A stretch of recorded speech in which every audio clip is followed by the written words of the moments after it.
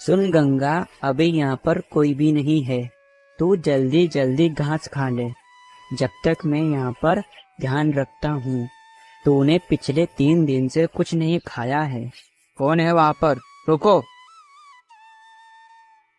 अरे ओ, तेरे समझ नहीं आती है क्या? तुझे कितनी बार मना किया है कि अपनी ये गाय लेकर मेरी जमीन पर चराने मत आए कर, मगर तेरे समझ में नहीं आती है क्या?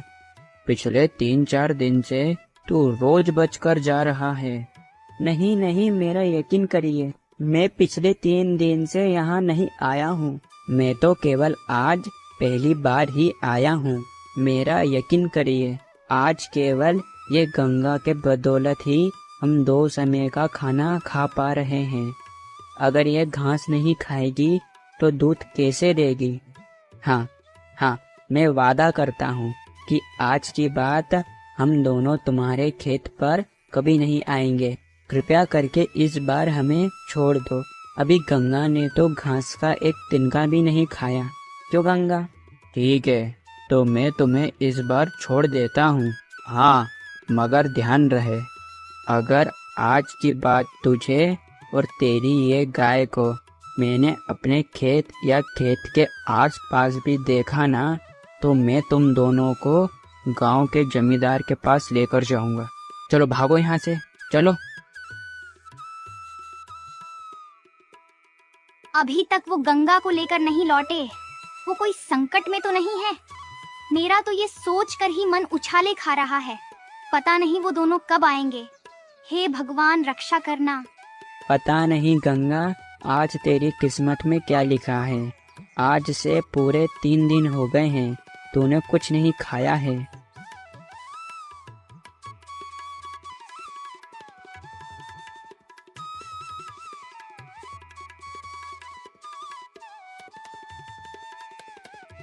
आज आपको और गंगा को लौटने में इतना समय क्यों हो गया?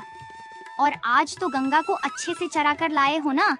भाग्यवान, आज भी गंगा को घास का एक तिनका भी नसीब नहीं हुआ। मगर क्यों? गौरी, आज खेत के मालिक ने मुझे और गंगा को खेत में पकड़ लिया था। और गौरी, उसने कहा है, अगर तू और ये तेरी गाय मुझे मेरे खेत के आसपास कहीं भी दिखी तो मैं तुम दोनों को पकड़कर सीधा गांव के मुखिया के पास लेकर जाऊंगा। इसका मतलब आज भी अपनी गंगा भूखी है। इससे अच्छा तो आप गंगा को जंगल की ओर ही ले जाते। अरे भाग्यवान, अब तो जंगल में भी नहीं जा सकते। आजकल जंगल में गाय भैंस चराने के लिए राजा जी को कण देना पड़ रहा है। हमारे पास तो खाने जितने भी पैसे नहीं हैं, तो फिर हम ऐसे में कण कहाँ से देंगे?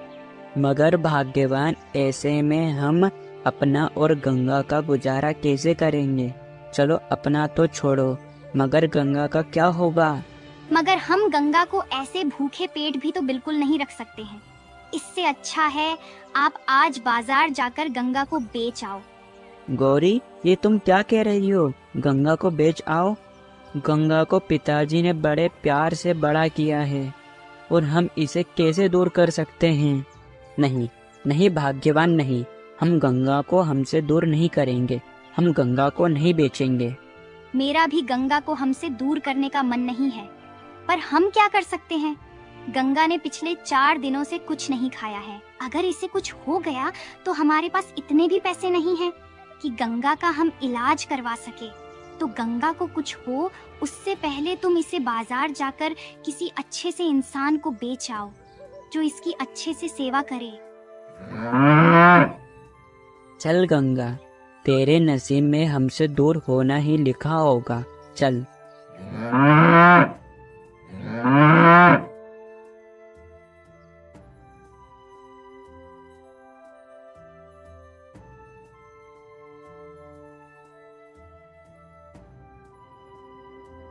चल गंगा, तुझसे दूर होने का मन मेरा बिल्कुल भी नहीं है, मगर मैं क्या कर सकता हूँ?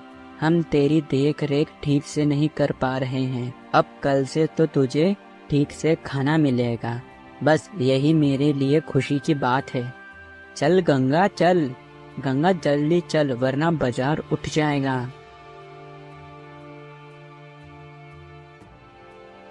क्या बात है बेटा, ये गाय को तुम जबरदस्ती कहाँ लेकर जा रहे हो? बस बाबा, यहीं पास के बाजार में जा रहा हूँ। अरे बेटा, तुम इस गाय को बाजार में क्यों लेकर जा रहे हो? बाबा, वो इसे मैं बाजार में बेचने जा रहा हूँ। मगर तुम इस गाय को क्यों बेच रहे हो? ये तो खूब बढ़िया गाय दिखती है। अब क्या बताऊं बाबा आपको, अभी हमारे हालात कुछ ठीक नहीं है और अब तो जंगल पर भी राजा ने अपना कण लगा दिया है, जिस कारण गंगा का खाना बंद हो गया है। बस इसीलिए गंगा को मैं बाजार में बेच रहा हूँ। अरे बेटा, तुम एक काम करो, तुम अपनी गंगा को मुझे दे दो। मैं गंगा का खूब बढ़िया ख्याल रखूंगा। मैं गंगा को भरपेट खिलाऊंगा। मगर बेटा, इसे खरीदने लायक पैसे तो मेरे पास नहीं है। नहीं नहीं बाबा, मुझे आपसे पैसे नहीं चाहिए। केवल आप तो मेरी गंगा का बढ़िया से ध्यान रखना और इसे भरपेट खाने को देना। मगर बेटा, मैं तुम्हें बिगर कुछ दिए तो ये गंगा को नहीं ले सकता। इसके बदले तुम्हें यह गमला देता हूँ बेटा। मगर बाबा, मैं इस गमले का क्या करूँगा? कुछ नहीं बेटा, कुछ नहीं। केवल तुम तो इसे कहीं पर भी लगा देना। ये पौधा बड़े होकर तुम्हें खूब मीठे मीठे फल देगा बेटा। ठीक है बाबा, आप तो केवल बस मेरी गंगा का ठीक से ख्याल रखना। गंगा आज से तो इन बाबा के साथ रहेगी। इन्हें ज्यादा परेशान मत करना और ये तुझे जो भी दे खाने को वो खा लेना।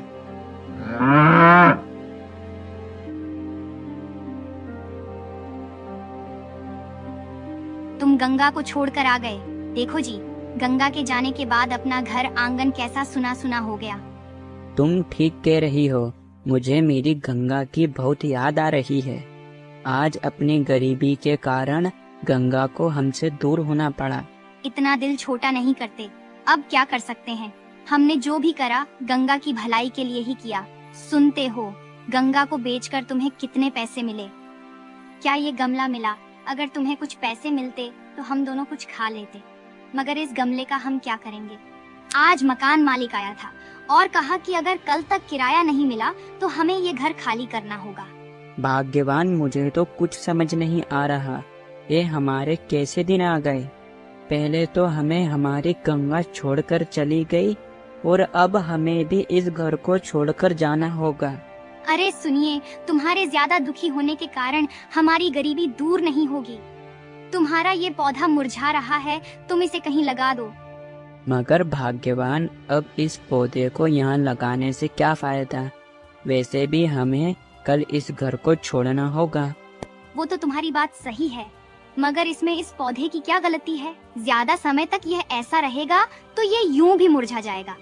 आप तो इसे जाकर ये अपनी गंगा के बदले में मिला है ना, तो जहाँ अपनी गंगा रहती थी वहीं इस पौधे को लगा दो। ठीक है भाग्यवान, तुम कहती हो तो जाकर लगाकर आता हूँ।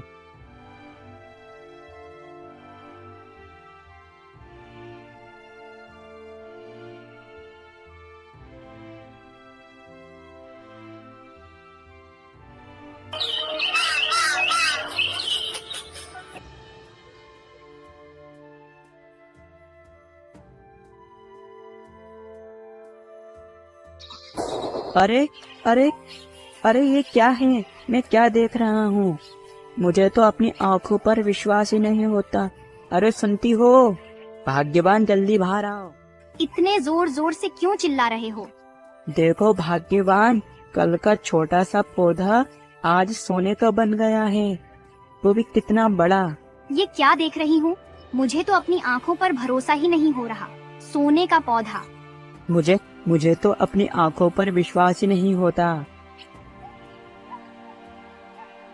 अरे बेटा, कल मैंने तुम्हारी गंगा को खूब सारा खाने को दिया, मगर इसने तो कुछ नहीं खाया। बेटा रात भर इसकी आंखों से आंसू टपक रहे थे। बेटा तुम अपनी गंगा को वापस ले लो। देखो भाग्यवान, अब अपनी गंगा भी हमारे पास आ गई है। अरे बाबा, आपका दिया हुआ पौधा जैसे ही मैंने यहाँ पर लगाया और सुबह आकर देखा तो वो सोने का बन गया है। बाबा बाबा, आप कोई साधारण मनुष्य नहीं हो सकते हो। आप कौन हो बाबा? क्या सोने का पौधा? नहीं बेटा नहीं, मैंने तो तुम्हें केवल एक साधारण सा पौधा दिया था। हाँ, मगर जो भी उस पौधे को जमीन में लगाता है, फिर अगले दिन वो पौधा उस मनुष्य के कर्मों के हिसाब से अपना रूप धारण कर लेता है बेटा। अरे बेटा, तुम्हारे कर्म और तुम्हारा मन साफ है, जिस कारण ही तो यह पौधे ने सोने का रूप लिया।